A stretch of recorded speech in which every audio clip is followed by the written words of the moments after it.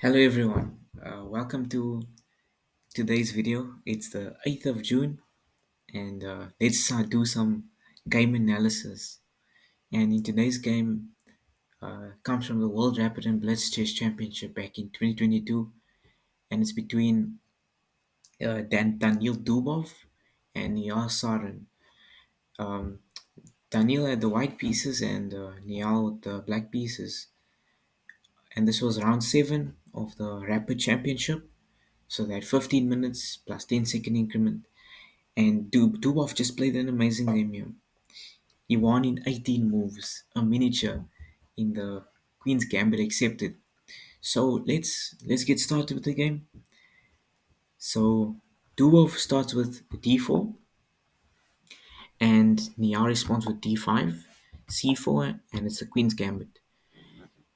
Now Niall decides to take the pawn. He's up a pawn now. Now we enter into the Queen's Gambit accepted. And Dubov continues with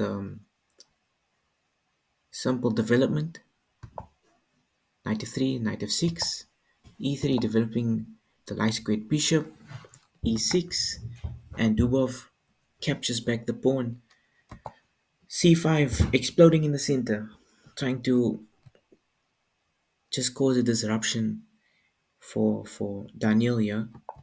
Castles, a6. With a6, Niall is intending to play b5, pushing the bishop back and gaining space on the queen side with the b5 and c5, c4.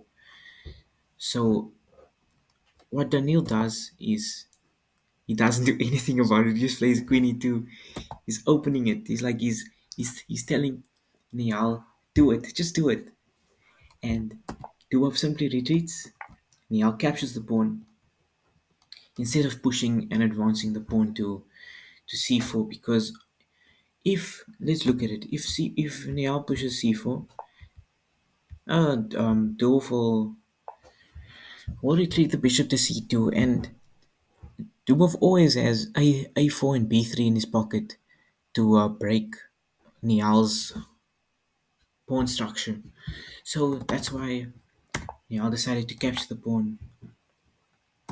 Dubov dismantles at least this b pawn here with a4 dismantling any potential like stronghold on the pawn.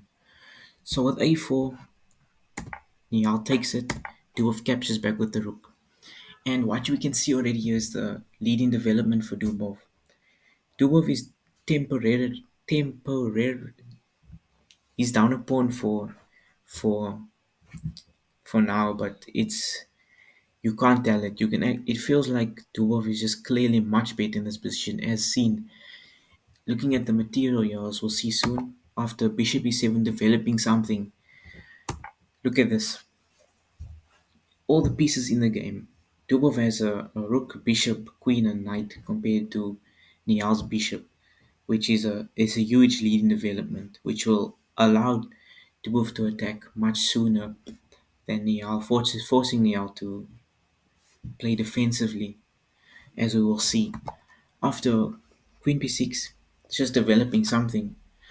Well, the queen had to move anyway because it was being attacked by the rook. So Niall decided to move it to b6, getting it out of the way. And after knight bd2, knight c6, rook h4, aiming for the king side. Because where else can Niall go? Well, his queen side is it's open, it's exposed. So he has nothing better to do than just focus on development for now. And he plays bishop b7.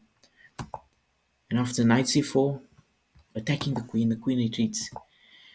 And getting that final piece into the game with bishop d2. After that, Niall castles. Well, what else was he going to do?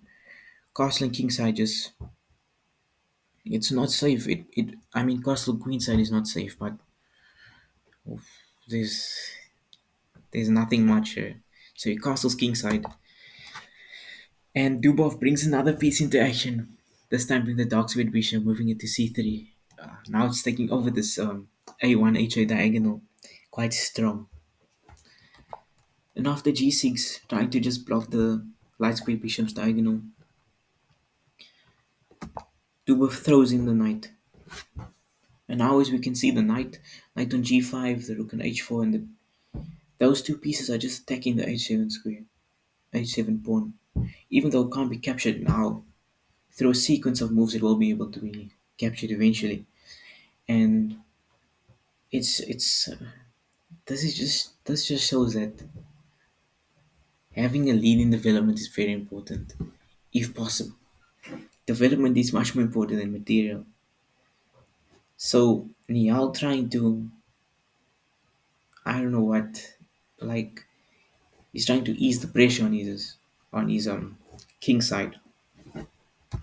Puts the knight on d5, which is a big blunder. It blunders mate in 5, which Dubov sees instantly. Actually, it's one of those checkmating patterns that you study when you not a beginner, but when you're probably amateur level, my level, where it's beautiful to play. Even if your first time seeing it, it will make you want to learn about it even more. So yeah, Dubov plays Queen h5, sacrificing the queen for checkmate, and it's inevitable because if g takes h5, this bishop takes h7, checkmate.